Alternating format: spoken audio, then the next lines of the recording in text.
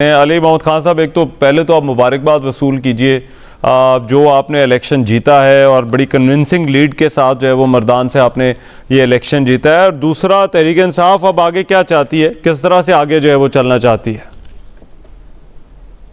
जी बहुत शुक्रिया। बिस्मिल्लाहिर्रहमानिर्रहीम। अल्लाहुम्मा सल्लि व सल्लिम मुबारक अला सय्यिदिना मोहम्मद व अला आलि मोहम्मद।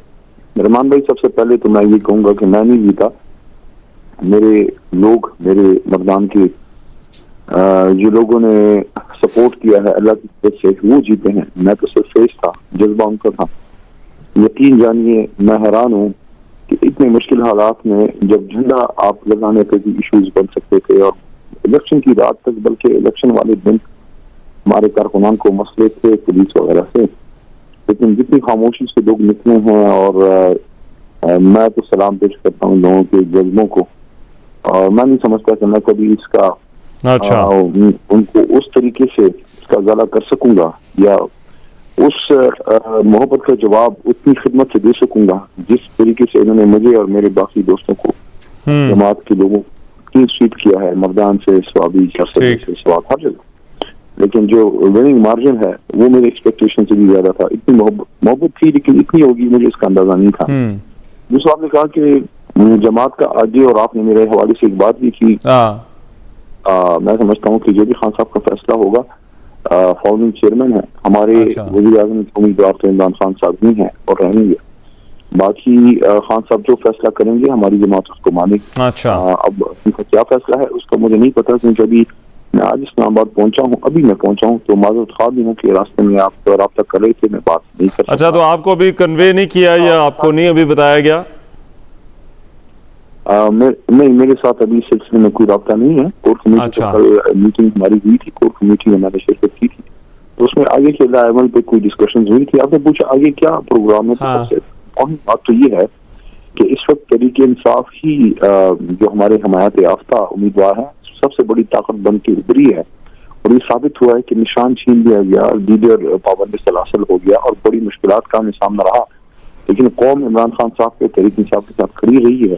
तो उसूली तौर पे, और जिस तरह अभी कुछ फैसले और भी हमारे हक में आए हैं, तो मैं तो पूरी उम्मीद हूँ कि हमारा तहरीक इंसाफ का राइट बनता है सबसे बड़ी जमात का। बाकी एक चीज मेरी भी अजीब थी, मैं तो हल्के में था और बेशुमार लोग आ रहे थे, तो ज्यादा मैं मीडिया पे आ भी नहीं पा रहा था, लेकिन मुझे बड़ा अजीब लगा कि मियां साहब ने बहुत ही कम मार्जिन पे 50-60 शायद। अच्छा, लेकिन अभी देखें, आप में आपको किसी एक के साथ जो चलना पड़ना है, नून लीग के साथ या पीपल्स पार्टी के साथ, तो क्या आप किसी के साथ चल सकते हैं, मतलब पार्लिमानी तौर पर आगे बढ़ सकते हैं?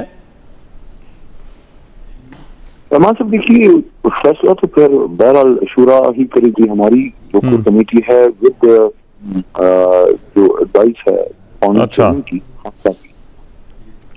लेकिन आप मेरे से कि मेरी जाती राय पूछते हैं, बाकी तो जो पार्टी फैसला करेगी मैं उसके साथ खड़ा हूँ। जाहिर है मैं पार्टी का आदमी हूँ, लेकिन मेरी राय में ये दो जमातें ऐसी हैं जो मैं बसद एहतराम की, कोई इसको बुरा ना माने, हमारे भाई इन जमातों से बैठे हैं, लेकिन हमारे ख्याल में उनकी मिस गवर्नेंस या पॉलिसीज, गलत पॉलिसी की वजह से या गवर्नेंस। अभी शोएब शाहीन साहब बात कर रहे थे, जो बैरिस्टर गौहर साहब का मैसेज है, जो खान साहब का मैसेज है कि पंजाब में फेडरल गवर्नमेंट और फेडरल में आप हुकूमतें बनाएं, केपी में हुकूमत बनाएं, और शोएब शाहीन साहब ने वो सारी, उनका ये हक है कि वो दावा करें, और उसका जवाब अफनानुल्लाह साहब ने दे दिया कि बातें जो भी कर लें, ग्राउंड रियलिटी पे कितने एमएनए हैं, तो गजट नोटिफिकेशन का इंतज़ार करना चाहिए। उसके बाद आज़ाद उम्मीदवारान किस किस पार्टी में शमूलियत इख्तियार करते हैं, तो एकदम एक पिक्चर सामने आ जाएगी।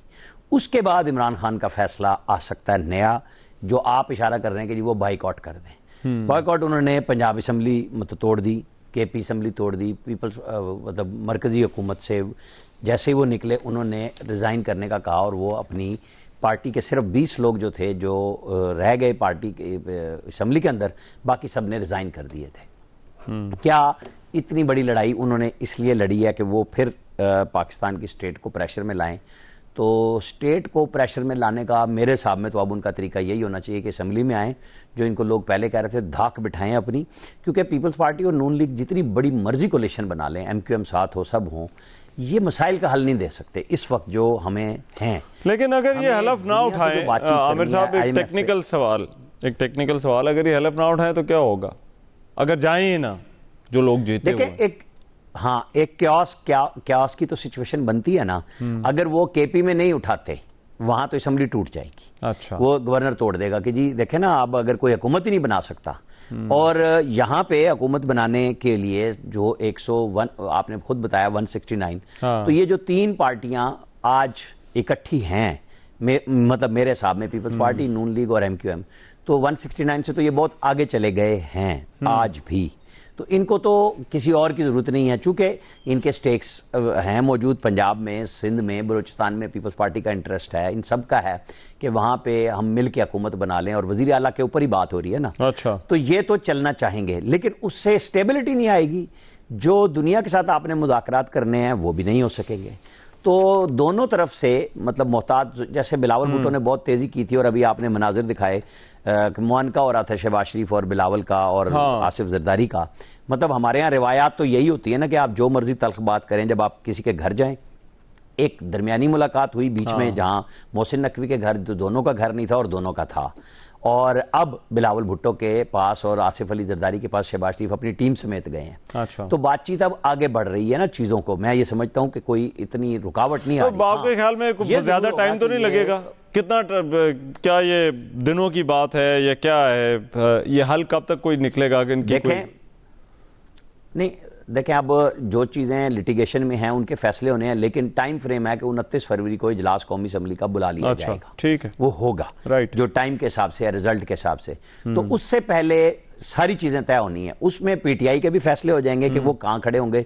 जैसे हम कह रहे हैं कि उन्हें मखसूस नशिस्तों के लिए, अब PTI का नाम तो नहीं, मुझे कानून की नज़र में तो नजर नहीं आ रहा। मैं जरा ये, मगर उससे पहले एक मामला जो है वो ये इलेक्शन पिटिशंस वाला मामला है।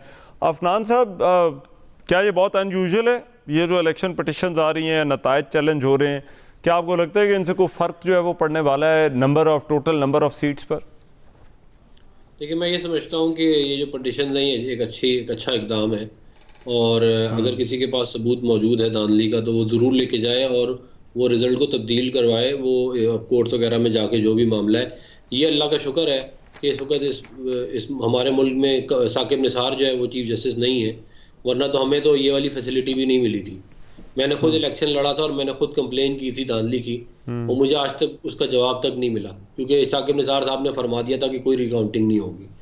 तो ये जो है ज़ाहिर है ये हमारी कुर्बानी की वजह से ये तब्दीलियाँ आई हैं, वरना PTI की अगर बात चले तो फिर दोबारा साकिब निसार को ही लगा दे चीफ जस्टिस। तो अच्छा ये इकदाम होगा, और ये मैं समझता हूँ कि हो सकता है इससे ऐसे मज़ीद फर्दर ऐसे काम हो जिसकी वजह से ट्रांसपेरेंसी और मज़ीद आए इलेक्शन के अंदर, क्योंकि हमें ट्रांसपेरेंसी की इलेक्शनों में ज़रूरत है। बिलखुसूस ये जो डिले होते हैं